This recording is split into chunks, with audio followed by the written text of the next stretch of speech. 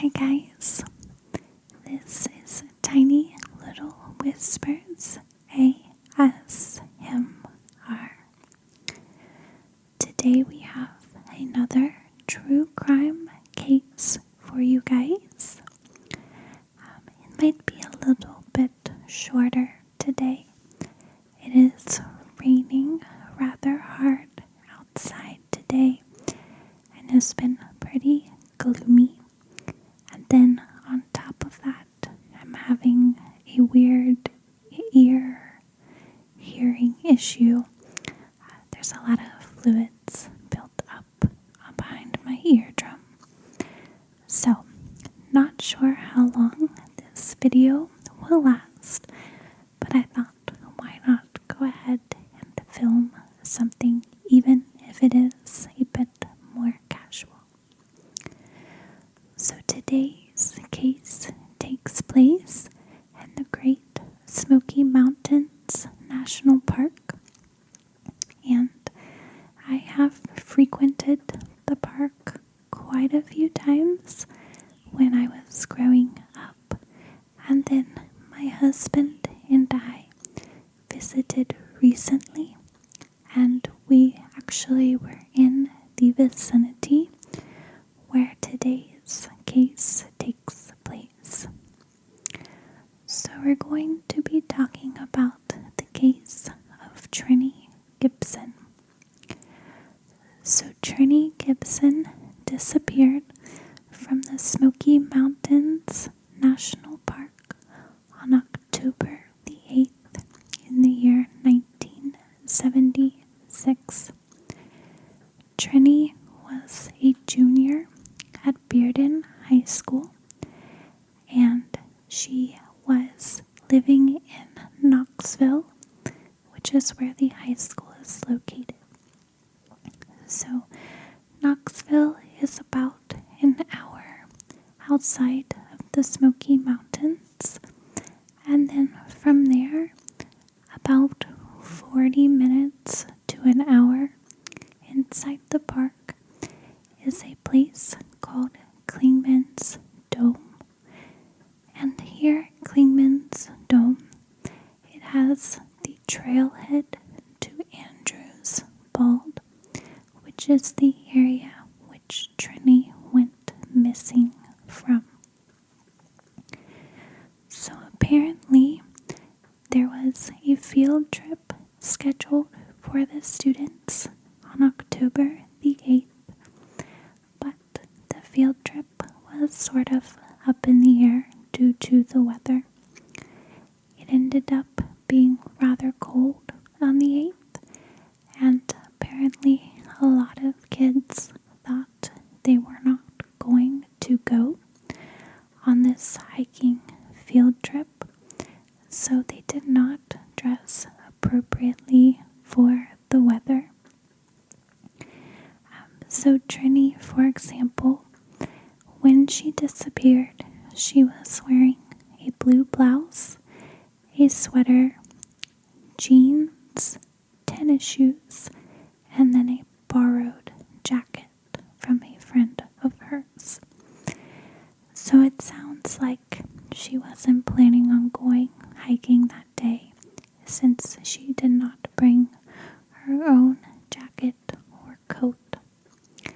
And where she lived in Knoxville, it was much warmer compared to what the temperature would have been like once she reached the higher altitude of their hiking trail.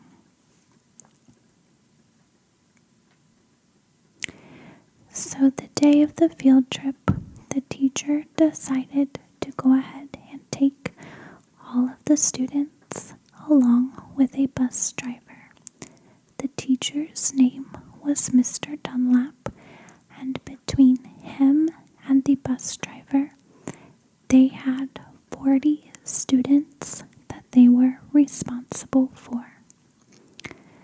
Like I said, they drove from Knoxville down to the park, and then once they reached the park, they drove up to the Clingman's Dome parking lot area. this was approximately a 2-hour trip. So Clingman's Dome, I believe, has been around since the late 60s, but it is one of the highest points in the Smoky Mountains, and you can drive up to a large parking lot, and then you walk up a half-mile paved path, and then at the top there is a really cool concrete structure where you can look out and see several different states, and it's really, really beautiful. Up in this parking lot area, there's also a trailhead to Andrews Bald, which is approximately, I believe, a 4-mile round trip hike, and you can hike down to the Bald, which is basically a large grassy area, and you can see pretty far from there as well. I have hiked that several times when I was younger. We did not hike this trail on this trip, but we did see the trailhead. So Trenny ended up getting off of the bus and realized she was rather cold. It can get very chilly up there. So she borrowed a jacket from her friend named Robert. So, for all accounts, it sounded like Trenny and the rest of the students had a wonderful time walking down to Andrews Bald and then resting once they were there for a little bit. I believe they studied some of the wildlife and some flowers that were located around the Bald area. After that, the students and the teacher and bus driver decided to head back to the bus. So Trenny had been jumping around from group to group throughout the day. She had been spotted walking with Robert on several occasions, and then also with her group of friends. At one point, when Trenny was walking with her closest girlfriends, one of her friends ended up having an asthma attack, and they needed to sit down and rest for a little while. Trenny stayed with her friend and the others for a short time period, but then decided to head back to the bus. So there were some groups of students both in front of Trenny and behind Trenny as well. When some students noticed Trenny bent over, looking at something off the trail. They said that she was possibly squinting and looking pretty hard between the thick brush and woods. Most of the students looked away for a moment, but when they looked back, they noticed that Trenny was nowhere to be seen. They thought nothing of it and just assumed that she had continued walking on the trail and had gotten out of sight from them.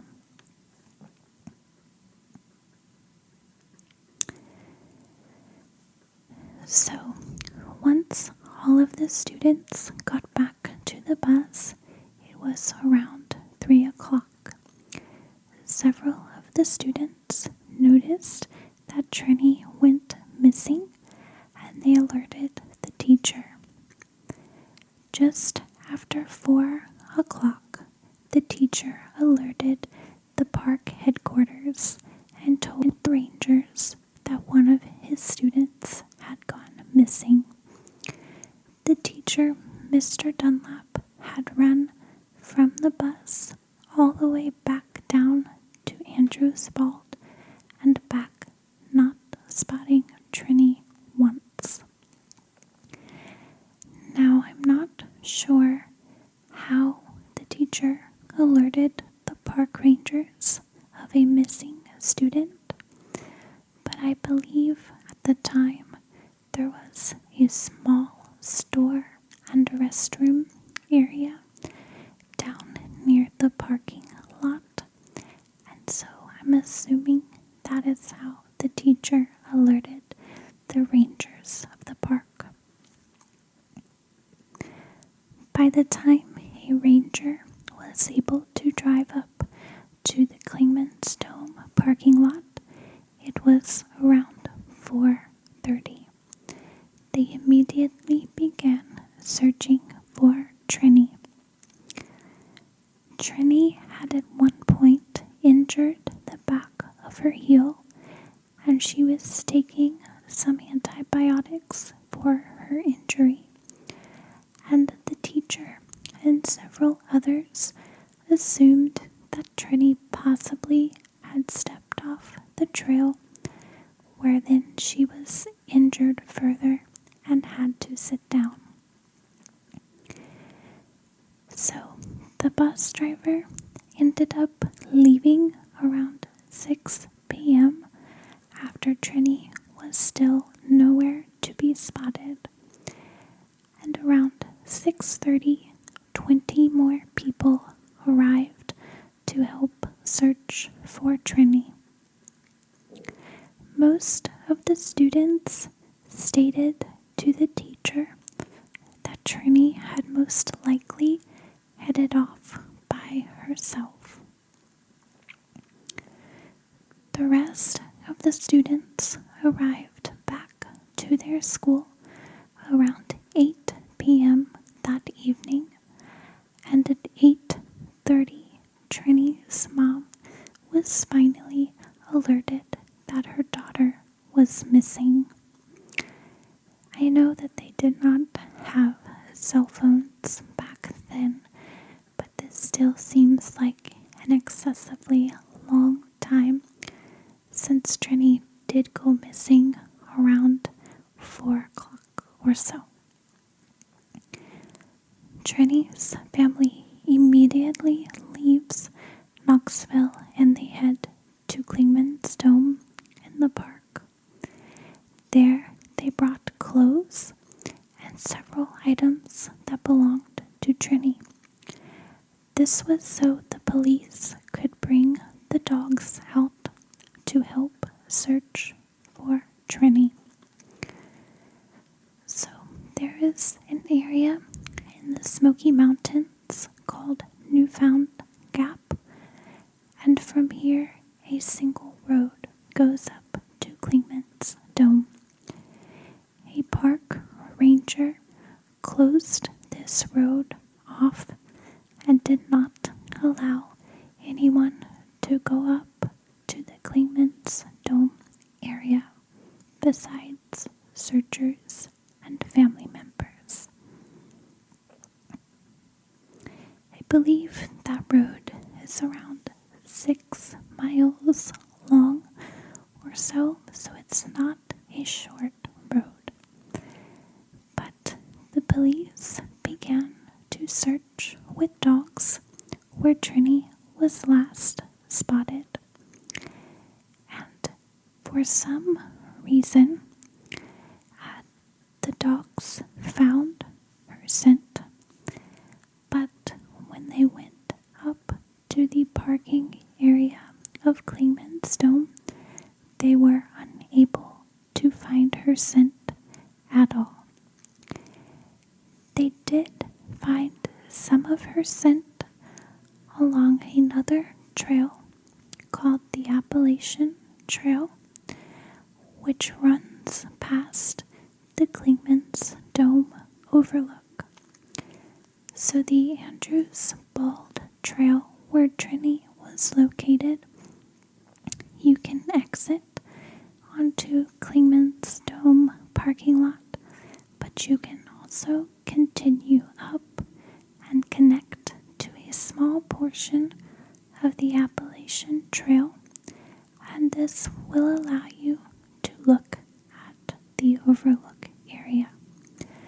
So I'm not sure if that was a part of the field trip or if the students all went back onto the bus and did not go up to the physical overlook. But it is all in the same area. It would not be hard for a student to get lost and go up that way. So the dogs had picked her scent up on the Appalachian Trail, just a small portion. This was near the Klingman's Dome overlook. Then the dogs also picked up her portion or her scent along a portion of the trail, and then suddenly it stopped where the road intercepted the trail.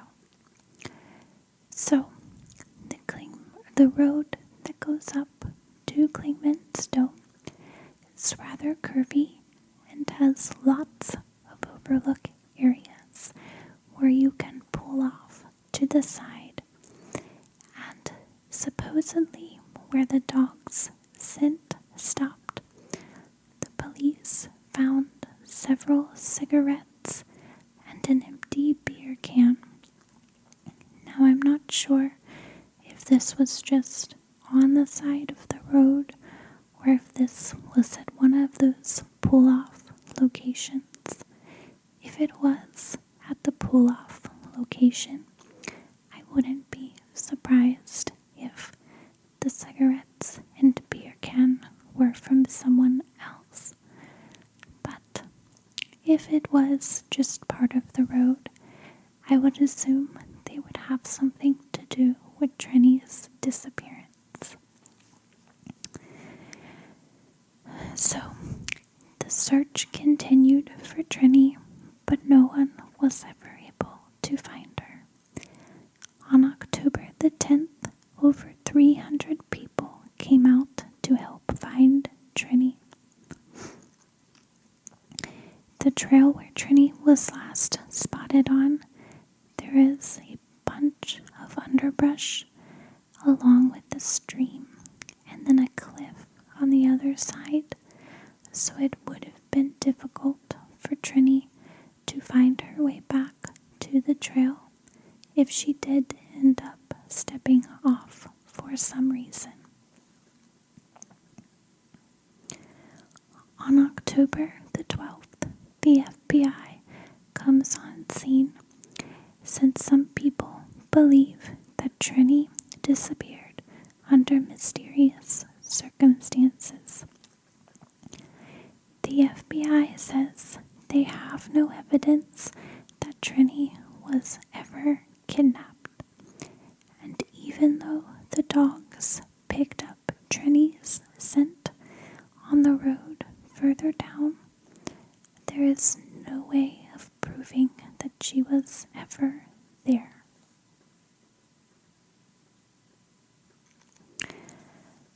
So apparently, during this time, the park rangers never searched the Klingman's Dome area, and that is the overlook area, while they just kind of passed through with the dogs. That was it. They didn't actually search that, and it is rumored that Trenny possibly was being held captive by someone at the overlook area or somewhere nearby until the searches ceased for her. So the police continued to look for Trenny, and they continued to interview and search her friends. And at one point, Robert, the friend who had loaned Trenny his jacket, was looked at as a suspect after Trenny's hair comb had been found in his car, but there was no proof that she had not placed it there herself before her disappearance. Another thing that police looked into was a man had previously threatened Trenny after he made unwanted advances toward her and broke into her home. Trenny's mother ended up shooting the man, but he survived, and I think he went to jail for a short period of time. But the police said that this other man was also an older student at the same high school as Trenny, and he was not known to be missing from school that day. The end of October 1976, the search for Trenny ceased. At this point, the park rangers believed that she was no longer located in the park. In 1981, another search for Trenny took place, but no remains were ever found. A ranger even stated that he believes that Trenny is no longer located in the park. So some people believe that Trenny had run away, and she had apparently talked about this several times to her friends about running off somewhere fabulous. But the problem that I have with this is Trenny was not believing that she was going to go on the field trip that day. She was not dressed appropriately, and I don't think that she could have realistically run away and gotten out of the park safely without having planned it out. So I would have thought she would have had to have planned to meet another driver or someone if she was running away. She also had a job, and she had built up some savings, and she ended up leaving all of her money behind. So that's what makes me think she did not run away. I still personally don't know if it was foul play or her just simply getting lost in the park. It is a bit strange that no one was ever able to find her remains if she did end up getting lost within the park. But at the same time, I realize the park can be a very scary, large place, and I do believe that you could easily get lost. I know I was reading a story not too long ago where another woman had gotten lost in the same area as well, between Andrews Bald and Clayman's Dome. So it is very possible. And the park there is a lot of underbrush and undergrowth, and if you step off the trail, if there are not a lot of other people around you, it's very easy to get disoriented, and she could have easily slipped and fell and gotten hurt or something along those lines. I do wish that the DNA testing back in 1976 would have been much better, and that they could have tested for several things, but I know that was not even an idea in anyone's mind at that point in time. I do hope that we can find more answers about Trenny and her disappearance one day soon. And speaking about the park, it is a wonderful, beautiful place to visit it is also dangerous as hikers can go missing at any point in time. So if you ever plan on going, hike safely and let people know where you are located and never ever go off the trail at any point. There are also bears in the area, and it is rumored that a bear could have spotted Trenny, but I don't believe that would have happened. Black bears typically leave people alone, but I do know this was closer to the time where people would try to feed bears out of their hands, and so maybe there was a bear that was very well adjusted to people and got mad.